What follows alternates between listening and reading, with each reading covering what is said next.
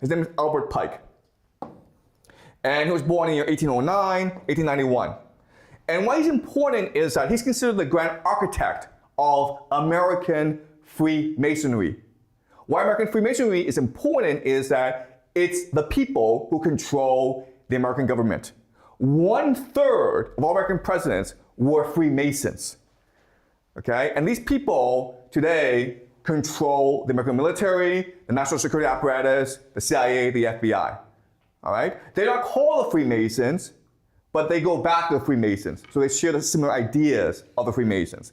So Albert Pike was one of the major leaders of the American Freemasons, and he's considered the grand architect, meaning that he built the system and the ideas that underpin modern-day American Freemasonry today. His most important work is called Morals and Dogma. And it's basically the standard textbook of American Freemasonry, okay?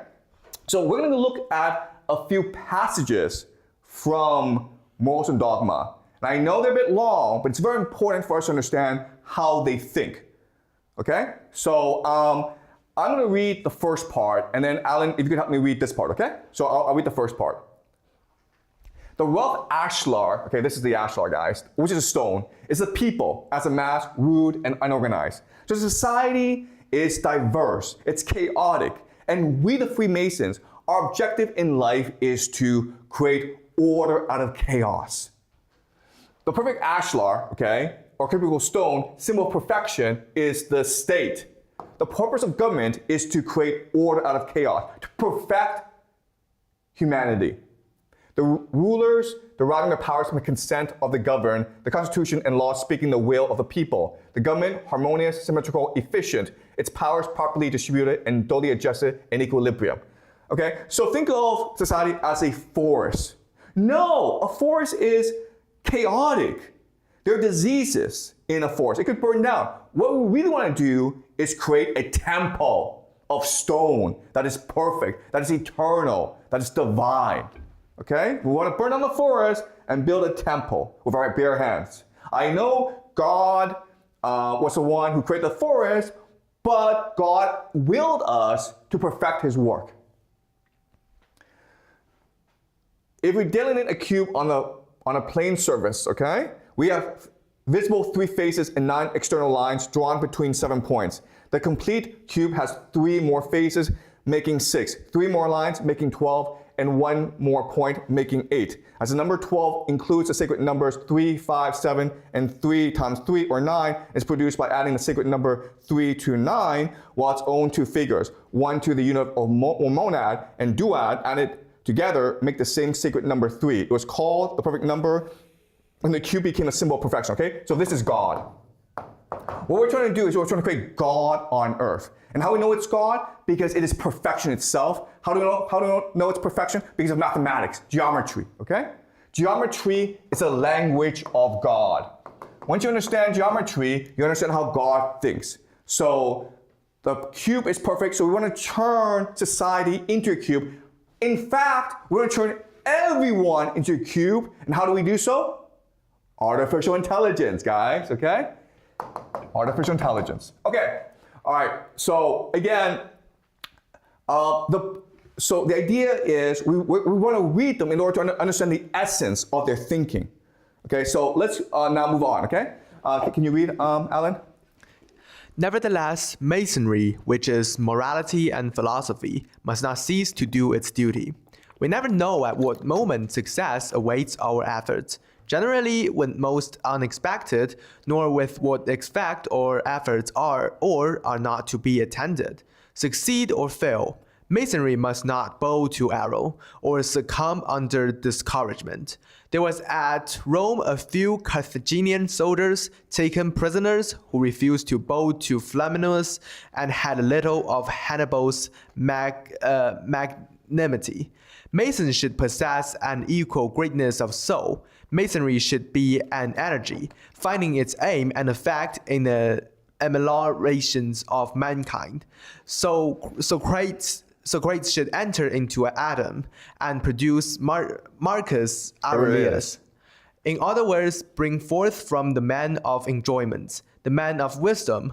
Masonry should not be a mere watchtower, built upon mystery from which to gaze at ease upon the world, with no other result than to be a convenience for the curious, to hold the full cup of thought to the thirsty lips of men, to give all the true ideas of deity, to harmonize conscience and science, are the province of philosophy. Morality in its face in full bloom. Contemplation should lead to action, and the absolute be practical. The ideal be made air and food and drink to the human mind. Wisdom is a sacred communion. It is only on that condition that it ceased to be a sterile love of science, and becomes the one and supreme method by which to unite humanity and arouse it to concerted action. Then philosophy become religion. Okay, so Freemasonry is the ultimate religion. Why? Because it encompasses all previous religions, including Egyptian Hermetism, okay? Including the Greek mystery cults of Pythagoras, including the Kabbalah. Okay, so it has scoured the entire history and found the best ideas of humanity and put them together to create Freemasonry. And the ultimate goal is for each of us to become a stone, stoic, unrelenting, perfect faith. And then if we put all of humanity together and we're all stones, then we can create the perfect temple of God.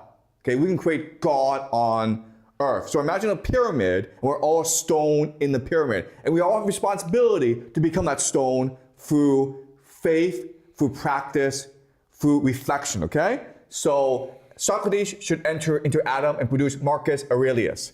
So the height of humanity is reflection and reason, where we surrender our emotions to geometry. Okay? All right, let's keep on going. All right, so does it all make sense so far? All right, let's keep on going. All right, can you read, Alan? Man owned it to himself to be free. He owned it to his country to seek to give her freedom or maintain her in that possession. It made tyranny and usurpations the enemies of the human race. It created a general outlawry of despots and despotisms, temporary and spiritual. The sphere of duty was immensely enlarged. Patriotism had, henceforth, a new and wider meaning. Free government, free thought, free conscience, free speech. All these came to be inalienable rights, which those who had parted with them or been robbed of them, or whose ancestors had lost them, had the right summarily to retake. Unfortunately, as truth always become perverted into falsehoods, and are falsehoods when misapplied, this truth become the gospel of anarchy, soon after it was first preached. Masonry early comprehended this truth, and recognized its own enlarged duties. Its symbols then came to have a wider meaning, but it also assumed the must of stone masonry, and borrowed its working tools, and so was supplied with new and apt symbols. It aided in bringing about the French Revolution, disappeared with the Gironist, was born again with the restoration of order, and sustained Napoleon. Because though emperor, he acknowledged the right of the people to select its rules, and was at the head of nation, refusing to receive back its old kings. Okay, stop. Okay, all right. Okay, great. Okay. So what Albert Pike is doing is trying to explain the eschatology of Freemasonry, okay? The eschatology is this. We want to create an empire of reason, okay? What he calls a holy empire of reason. And for that, we must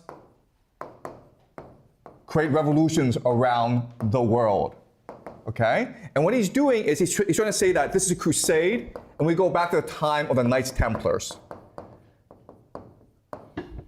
And we were the ones who brought about the French Revolution and created Napoleon in order to achieve this holy reason of empire. Okay? So what he's doing is he's going back into history and rewriting history to show that the Freemasons were the end point of history, the natural evolution of the Knights Templars. Also, what he's trying to tell people is that we do things in secret because before we were the Knights Templars, the French and the Catholic Church hunted us down. So we have to disguise ourselves under stone masonry, okay? So that's why we took the guise of the Freemasons, because the Freemasons were just a workers' guild who built temples. And we took their shape in order to protect ourselves and then to try to promote our mission in secret, okay? All right, so this is why people believe that the Freemasons come from the Knights Templars. What this is really doing is it's trying to bring legitimacy and authority to the Freemasons by reimagining history as a movement towards Freemasonry. It doesn't make sense, guys, okay? So he talks about how the Freemasons not only created the French Revolution, but they brought about Napoleon in order to try to create a one world government, okay? And that failed. But if Napoleon failed, don't worry, America will succeed. This is another passage we will not read, but he talks about how the Freemasons actually created conditions for the French Revolution and conspired for generations, for decades, in order to avenge the death of their lost leader, Jacques de Molay, in 1314. Okay? So the Freemasons think centuries ahead, and they plan decades in advance. And again, this is all to create legitimacy and authority for their movement. This is a rewriting of history. None of this is true. Okay? All right, let's continue. All right, can you read, Alan? The degree of rose is devoted to and symbolizes the final triumphs of truth over falsehood, or of liberty over slavery, of light over darkness, or life over death, and of good over evil. The great truth it inculcates is that notwithstanding the existence of evil, God is infinitely wise, just, and good. And though the affairs of the world proceed by no rule of right and wrong known to us in the narrowest of our views, yet all is right, for it is a work of God. And all evils, all miseries, all misfortunes are but as drops in the vast current that is sweeping on world, guided by him to a great and magnificent result, that at the appointed time he will redeem and regenerate the world, and the principle, the power, and the existence of evil will then cease. And this will be brought about by such means and its instruments as he chooses to employ, whether by the merits of a Redeemer that has already appeared, or a Messiah that is yet waited for, by an incarnation of himself, or by an inspired prophet. It does not belong to us as Masons to decide. Let each judge and believes for himself. In the meantime, we labor to hasten the coming of that day. Okay, the degree of the rose. Okay, the idea here is that the Freemasons and Knights Templars were so successful because they were a secret society, but first and foremost, they were a company. They were a hierarchy. Okay? So they were like a triangle. And to climb the hierarchy, you have to constantly reinvent yourself. You have to adopt new ideas. And based on your performance, based on your ideology, they will promote you to a new rank, okay? So in Scottish Rite Freemasonry, there are 33 ranks.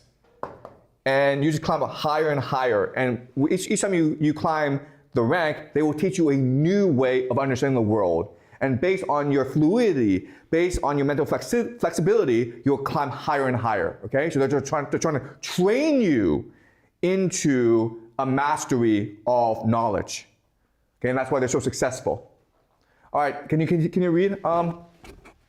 Let us, in order to understand this old thought, first follow the soul in its descent.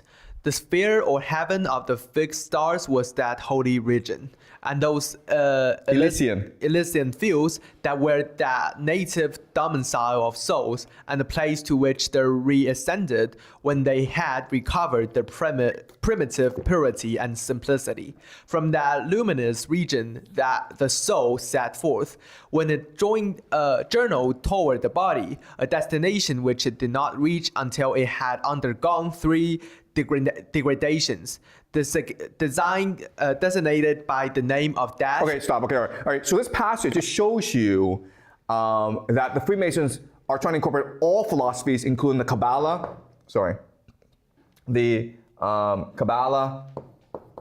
the Gnosticism, and Hermetic philosophy, okay? And as a result, they try to be complete, okay? So the main advantage is in their completeness, meaning they have an explanation for everything. So what they're trying to tell us is that we are first and foremost souls that came from heaven. And why do we come to heaven? To experience the world.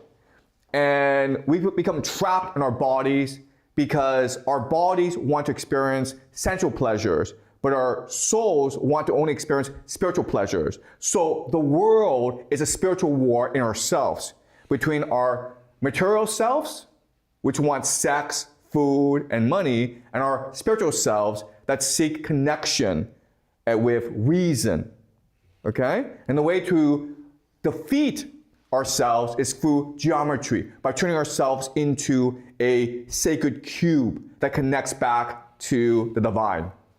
All right? Okay, can you read, Alan? Question. What is to us the chief symbol of man's ultimate redemption and regeneration? Answer. The fraternal supper of bread which nourishes, and of wine which refreshed and accelerates, symbolical of the time which is to come, when all mankind shall be one great harmonious brotherhood, and teaching us these great lessons, that as matter changes ever, but no single atom is annihilated. Okay, all right, stop. Okay, all right. So this is the idea of fraternity. And how do you create a fraternity? Well, the simple way is to engage in a supper together, okay? Just like Jesus in the Last Supper, and to share communion, okay? Is that a communion? So that you all feel connected with each other. But over time, because there are certain elements of the Freemasons, Knights Templars, who want power, order, and control, they engage in more extreme practices. And so what they will do literally is they will eat the dead corpse of an old Freemason in order to connect themselves to each other as well as to their past. Okay? They believe that the Freemasons, through tremendous spiritual sacrifice, are able to congregate, inhabit spiritual energy that still resides in the body. So they will dig up the corpse and then eat that corpse in a commune, in a dinner, okay? All right? So again, the thing about secret societies is that those who are the most extreme, those who are the most fanatical, will win out in the end. Okay? All right. So can you continue? Yeah. You have heard more than one definition of Freemasonry. The truest and the most significant you have yet to hear, it is taught to the entered apprentice, the fellow craft, and the master, and it is taught in every degree through which you have advanced to it is. It is a definition of what Freemasonry is, of what its purposes and its very essence and spirit are, and it has for every one of us the forces and sensitivity of a divine law, and impose on every one of us a solemn obligations. It is symbolized and taught to the apprentice as well as to you by the compass and the square, upon which, as well as upon the book of your religion and the book of law of the Scottish Freemasonry, you have taken so many obligations. As a knight, you have been taught by the swords, the symbols of honor and duty, on which you have taken your vows. It was taught you by the balance, the symbol of all equilibrium, and by the cross, the symbol of devotedness and self-sacrifice. And all that these teach and contain is taught and contained for enter apprentice, knight, and prince alike, by the compass and the square. For the apprentice, the points of the compass are beneath the square. For the fellow craft, one is above and one beneath. For the masters, both are dominant and have rule, control, and empire over the symbol of the early and the material. Freemasonry is the subjugation of the human that is in man by the divine, the conquest of the appetites and passions by the moral sense and the reason, a continual effort, struggle, and welfare of the spiritual against the material and sensual. That victory, when it has been achieved and secured, and the conqueror may rest upon his shield, and where the well-earned laurel is the true only empire. Okay, the truly holy empire of reason, okay? So let me explain to you the symbolism of Freemasonry. This is the compass, okay? What does the compass do? The compass sets the boundaries. It rules, right? This is a square, okay? The square limits, okay? So the idea is that when you first join Freemasonry, you have to focus on the square, which is your own spiritual alchemy, okay? To discipline yourself, to focus yourself, to learn how to be ruled, okay, by the compass. Then you reach a point where you must rule yourself. So you must teach others how to be disciplined, how to be focused. And then you reach a point when you combine the square and the compass, which is you lead the Freemasons to control the whole world, to create the holy empire of reason. All right? So according to different ranks, you see the symbol in a different way. All right, the G, what does the G stand for? Well, there are 3 different interpretations, okay? It stands for geometry, of course, because of the square and the compass. It stands for God, or Gnosticism, or Grand Architect, okay? So what the Freemasons believe is that there is a God, but he created this world for us to perfect by ourselves, then God left us. So he's the architect, but that means that we have a responsibility to renovate and perfect the world that we live in, okay? But there's also people who believe that the G stands for the generative principle, okay? So there's male and there's female. The female is a productive principle, the thing that gives birth. The male is a generative principle, the thing that energizes the female. Okay? So what's interesting is that you put all this together. You put generative principle, generate, plus geometry. What you get is God. Okay? And what does generative and geometry equal? It equals AI, artificial intelligence. So at the very beginning of Freemasonry, there was an impetus, a desire among them to prove that they could be God by creating life itself. All right? In the beginning, they called this golems. But now, if you think about it, that's why they want to create AI. To prove that they can be God themselves. Once you create AI, then you perfect the world. Okay? So that is Freemasonry. And you can see how it gives rise now to artificial intelligence. I'm not saying that they planned for artificial intelligence. What I'm saying is that the people in charge now of artificial intelligence, including people like Sam Altman, Peter Thiel, Larry Ellison, Elon Musk, they can now go back to this tradition and basically appropriate this tradition in order to justify their AI surveillance state. All right?